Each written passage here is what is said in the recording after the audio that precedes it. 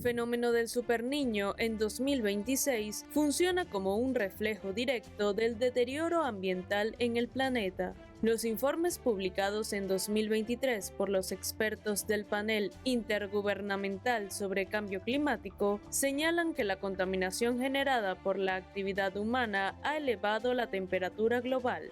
Como resultado de esto, eventos climáticos como el Niño se presentan con mayor frecuencia e intensidad.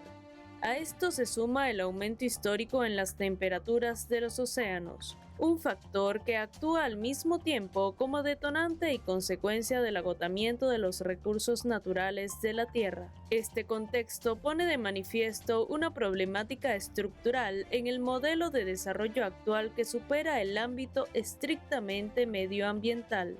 Tal es el caso de Colombia. A pocos días de la posesión del nuevo gobierno, sectores campesinos y ambientalistas advierten sobre las amenazas que ciernen sobre varias poblaciones. Esta preocupación surge ante lo que significa la derogación de las políticas de protección al campesinado y a la soberanía alimentaria. A esto se suma la implementación de una política extractivista de hidrocarburos que, ante los anuncios de la llegada del fenómeno de El Niño, ahondará la crisis climática. Gerardo hace parte de las organizaciones campesinas de Colombia que se verían afectadas con la derogación de los decretos que posibilitan las áreas de protección para la producción agrícola ya anunciada por el gobierno entrante e impulsadas por el Ejecutivo actual. A grandes rasgos eran herramientas con las que el campesinado lograba afianzarse en el territorio, proyectarse hacia la autonomía en el mismo, la producción de alimentos, y que entendemos nosotros ahorita todo lo que se avanzó en términos de adjudicación de tierras hacia el campesinado es algo que ahorita queda en el limbo, que si así como se levanta este decreto, fácilmente este gobierno entrante puede también venirse proyectando modificaciones hacia eso, hacia esas ganancias que tuvo el campesinado en este gobierno, por ejemplo. Diversos territorios en Colombia que buscaban ser protegidos a partir de la implementación de este decreto, ahora quedan en el limbo ante lo que representan, según analistas, políticas adoptadas e implementadas desde los Estados Unidos. Abelardo de la Espriella tomó la decisión de acabar con las áreas de protección para la producción de alimentos en Colombia, que son zonas fértiles que permitían al campesinado ser protegidos, sus cultivos, del desplazamiento hecho por los grandes urbanizadores, por los grandes proyectos megamineros o por los grandes terratenientes. Las razones por las que el presidente Abelardo de la Espriella tomó esta decisión tienen que ver con una directriz que desde Washington se ha impuesto a Latinoamérica, y es que nuestros campos no pueden ser ni productivos ni soberanos, y casi que la soberanía alimentaria es una amenaza para ellos. La segunda razón tiene que ver con el esquema mental de Abelardo de la Espriella. Él detesta que el campesino tenga propiedad privada y cultive porque es el aliado principal de los grandes terratenientes en Colombia. A la difícil situación que el próximo gobierno plantea para el campesinado se sumará el impacto del fenómeno del Niño. Ante esta amenaza, el presidente Gustavo Petro propuso destinar recursos de vigencias futuras para atender la emergencia. Sin embargo, esta medida ha recibido críticas del gobierno entrante y fue suspendida provisionalmente por el Consejo de Estado. Esta decisión judicial afecta directamente a la Unidad Nacional para la Gestión de Riesgo de Desastres, limitando su capacidad de respuesta y prevención frente a los efectos de este fenómeno climático. Pero dejamos la constancia histórica que este gobierno, el gobierno del presidente Petro, hizo todo lo posible para garantizar y dejar financiado, no solamente para el gobierno en el tiempo que nos queda, sino a final del año, que es donde va a tener las mayores consecuencias el fenómeno del Niño, en la cual estará el siguiente gobierno. El próximo gobierno, que asumirá el cargo el 7 de agosto, ha reiterado que su política energética se basará en la explotación de los hidrocarburos y minerales. Esto profundizará el impacto climático y limitará el acceso al agua y a los alimentos. Dicha postura revierte los esfuerzos de los últimos 4 años, periodo en el que se intentó cambiar ese modelo debido a los riesgos que representaba para la población, especialmente para los sectores más vulnerables. Ha habido por parte de este gobierno durante los 4 años una mirada, primero de entender la crisis climática y asumir la necesidad de unos cambios económicos que permitan que se construya una economía que no dependa de los fósiles, del carbón y el petróleo en el caso colombiano. Eso es fundamental porque estamos hablando de atacando, digamos, lo que genera la crisis climática. Pero por otro lado, este Plan Nacional de Desarrollo de este gobierno definió el agua como ordenador del territorio, y eso no es cualquier cosa, eso quiere decir que se pone el agua en el centro de las decisiones económicas y políticas del país. Ante este complejo panorama, las organizaciones ambientales y campesinas han solicitado al nuevo gobierno que respete las decisiones legales que protegen al territorio y la soberanía alimentaria, advirtiendo sobre las graves consecuencias que implicaría derogarlas. De lo contrario, aseguran que la única salida será la movilización rural y popular para contrarrestar las acciones de una política extractivista que afecta al medio ambiente. Hernán Darío Tobar Gaitán, Telesur, Bogotá, Colombia.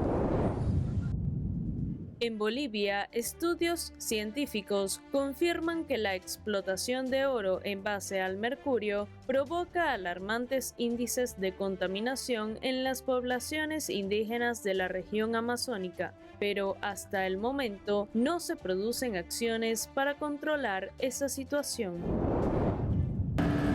Los estudios científicos se iniciaron hace poco más de 6 años y otros recientes en base al análisis de cabellos de los indígenas que habitan las riberas de ríos amazónicos confirman elevada contaminación por mercurio.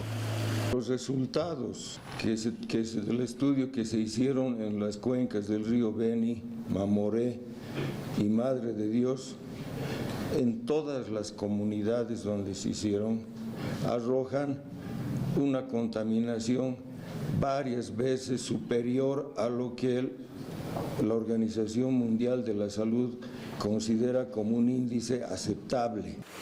La explotación de oro en ríos amazónicos se realiza casi siempre de forma ilegal por los llamados cooperativistas mineros.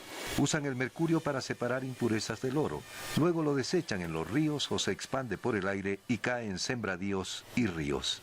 La principal fuente de contaminación es el consumo de peces, la dieta básica de los pueblos indígenas. Y a la hora de ver qué come cada población, pues es ahí viene lo interesante.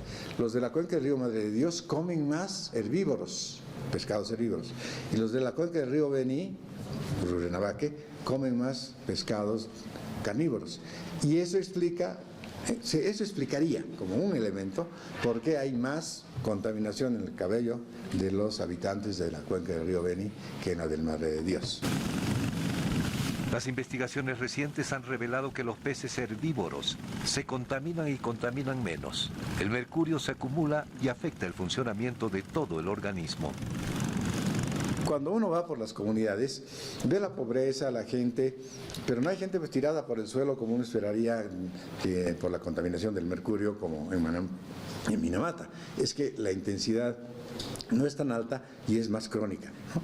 No es como lo que ocurre cuando uno inhala el mercurio, que debe estar ocurriendo en las minas o donde se explota el oro y hacen las amalgamas, pero no se registra. Los llamados cooperativistas mineros tienen poder económico y presión social por su elevado número, lo que provoca que los gobiernos prácticamente se sometan a sus exigencias y no se tomen acciones para modificar su forma de trabajo. Todos somos cómplices con nuestro silencio.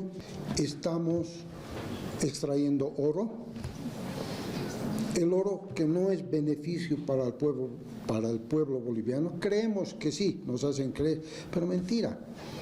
Los que se llevan el oro ni siquiera pagan la cuarta parte de los impuestos que pagamos nosotros como funcionarios públicos. La Universidad Estatal de La Paz ha propuesto por lo menos 3 métodos para sustituir el mercurio en la explotación de oro, pero las cooperativas mineras los desecharon pese a que permite recuperar más mineral, pero exigen una previa inversión. Los estudios revelan que entre el 74 y 96% de pobladores de 4 pueblos indígenas padecen contaminación por mercurio por encima de los límites tolerables definidos por la Organización Mundial de la Salud. Freddy Morales, Telesur, Bolivia. Expertos en Bolivia advierten que el fenómeno del superniño amenaza los nevados andinos y la producción de litio y mercurio. Los investigadores señalan que el país se enfrentará entre septiembre y noviembre a un aumento de temperaturas y afirman que afectará los hielos y el suministro de agua para el consumo humano. Asimismo, aumentará la probabilidad de calor en llanos, la Amazonía y el Chaco.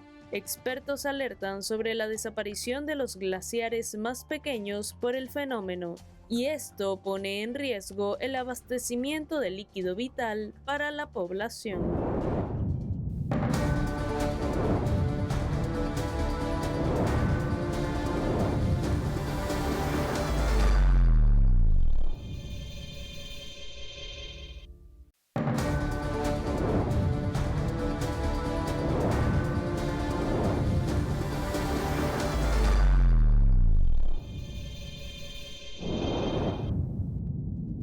La humanidad no enfrenta únicamente una crisis energética o climática, sino un desafío sistémico que exige repensar el modo de producción y consumo dominante, la dependencia de los combustibles fósiles, la expansión de la frontera agrícola a costa de los ecosistemas naturales y la acumulación de sustancias artificiales que exceden la capacidad de asimilación del planeta son expresiones de un modelo civilizatorio que ha llevado a la Tierra a una situación de riesgo severo.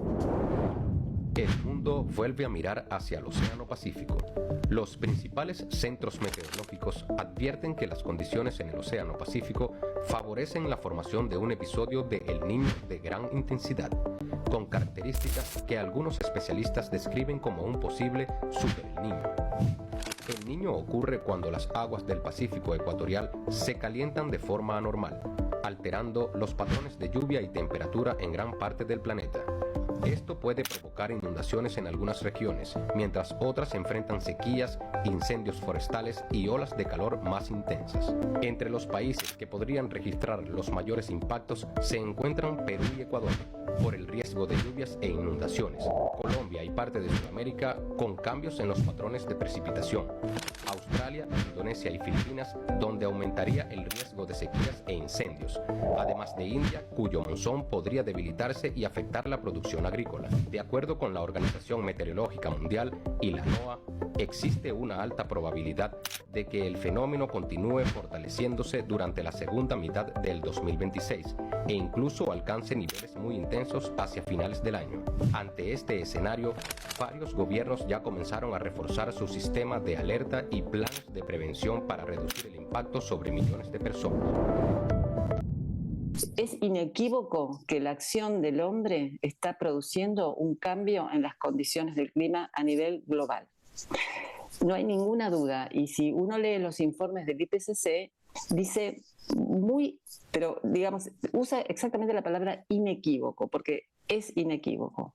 Entonces, bueno, el tema es que también reducir las emisiones implica compromisos que no todos los países quieren asumir. Pero ¿qué pasa? No es lo mismo cómo se prepara una sociedad que tiene una buena base económica ante un evento adverso como un incremento de olas de calor, a cómo se prepara una sociedad que tiene condiciones mucho más precarias. Entonces, si bien el fenómeno meteorológico que afecta a ambas sociedades es el mismo, la capacidad de adaptación que tienen las sociedades no es el mismo. Los países más pobres o los países que tienen menos responsabilidad en estas emisiones son los que finalmente pagan los platos rotos. Sin embargo, la gente más pobre vive en departamentos pequeños, reducidos y con escasas capacidades de generarse un clima artificial que permita superar estas crisis. Y con esto estamos hablando no solamente de la incomodidad de sufrir mayor calor, estamos hablando de que estos eventos climáticos extremos producen muerte. Es decir, por lo menos en Francia se están contabilizando más de 1.000 muertes sobre la mortalidad normal en estos meses, producto de la crisis climática, de las altas temperaturas que estaban soportando. Entonces hay un trabajo en materia de educación, de concientización tremendo, para quienes tenemos claro de que es necesario actuar para que el sufrimiento de la humanidad no vaya en aumento cada vez, producto de esta crisis climática. Lamentablemente sí, nos tenemos que ir acostumbrando a esta situación porque prácticamente ya el cambio climático es irreversible. Esta situación de enormes olas de calor en Europa o de huracanes en México y en el Caribe se van a ir incrementando y sí se van a convertir en la nueva normalidad, o las olas de frío en Sudamérica que son terribles, que no habían ocurrido en esa magnitud en varias décadas. La Organización de las Naciones Unidas, ONU, alertó que el fenómeno climático conocido como el Superniño podría sumir a casi 50 millones de personas más en situación de hambruna aguda para 2027. El organismo internacional analizó la situación de 45 países vulnerables al cambio climático, donde este fenómeno alteraría los patrones de lluvia y temperatura, provocando sequías e inundaciones que amenazan seriamente las cosechas. Según el informe, las proyecciones indican un aumento de más de 16 millones de personas afectadas en América Latina y el Caribe, destacando un incremento del 83% en Centroamérica y del 26% en América Oriental y Meridional.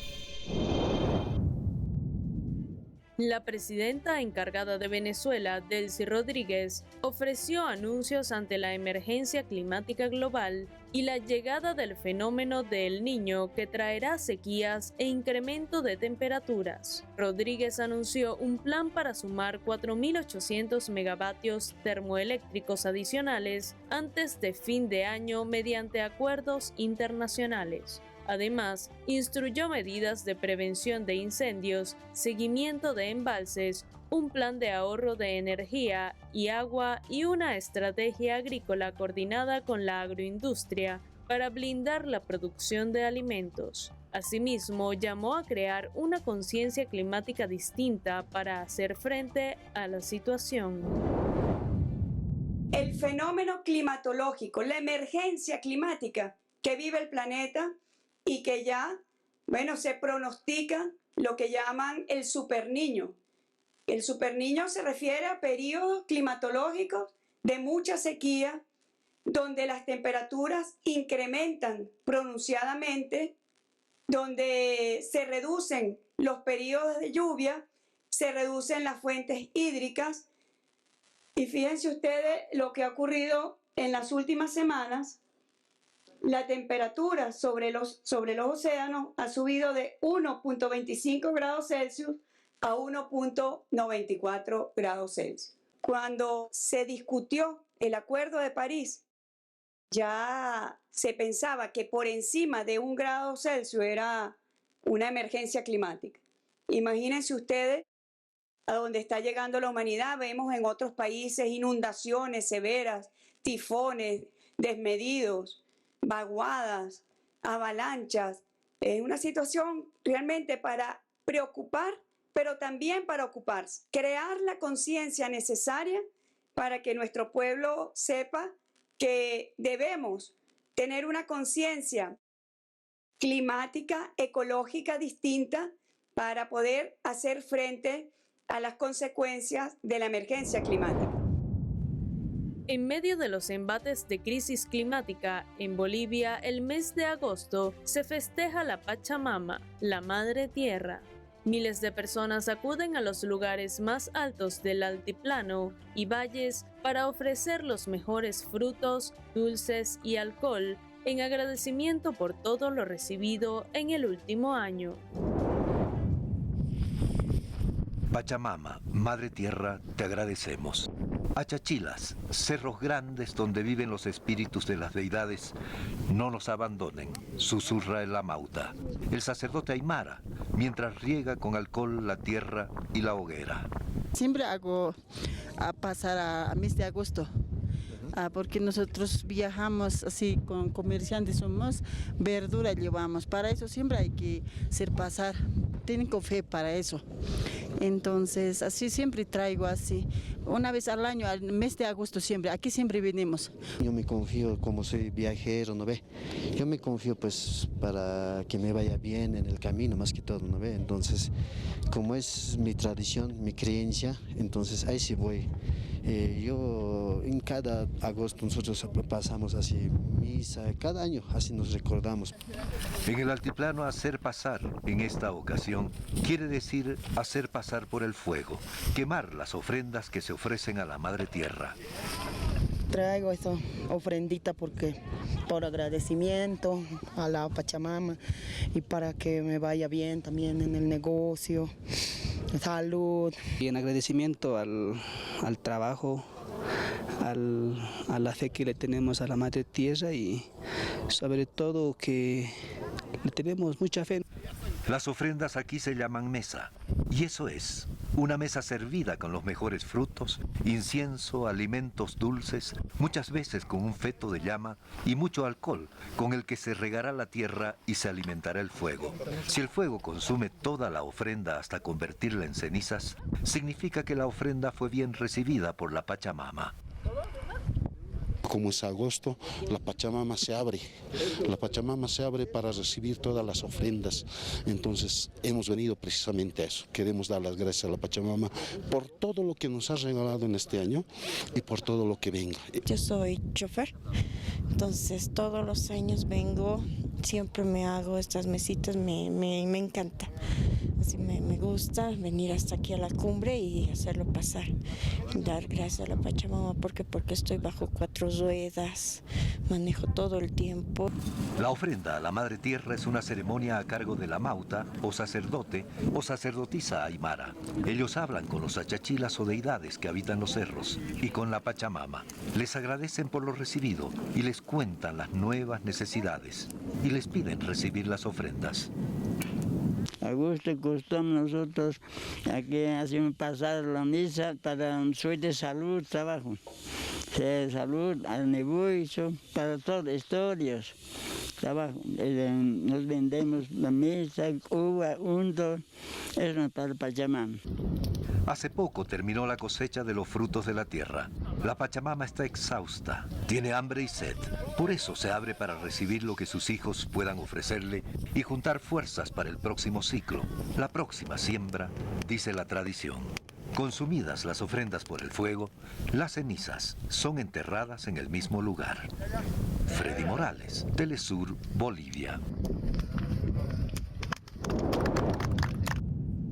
Enfrentar la crisis climática y la intensificación de fenómenos como el Niño exige articular acciones concretas en todos los niveles, transformando la relación con el entorno desde lo más cercano hasta las formas de producción. En el ámbito comunitario y local, la clave está en la organización y la resiliencia colectiva, impulsar la soberanía alimentaria a través de huertos urbanos y el intercambio de semillas tradicionales que reduce la dependencia del modelo agroindustrial. Asimismo, la conformación de comités de prevención de riesgos y la implementación de sistemas de captación de agua de lluvia permiten a las comunidades proteger sus recursos y prepararse ante las sequías o inundaciones extremas. A nivel individual y ciudadano, cada espacio cotidiano se convierte en un frente de acción. Priorizar el consumo de alimentos y bienes de pequeños productores o de la economía popular frena el impacto de las grandes cadenas comerciales. A esto se suma el uso responsable de la energía y el agua en el hogar, junto con la participación activa en espacios de debate para exigir políticas públicas que prioricen la protección ambiental y el bienestar común. Hasta una próxima entrega de Realidades.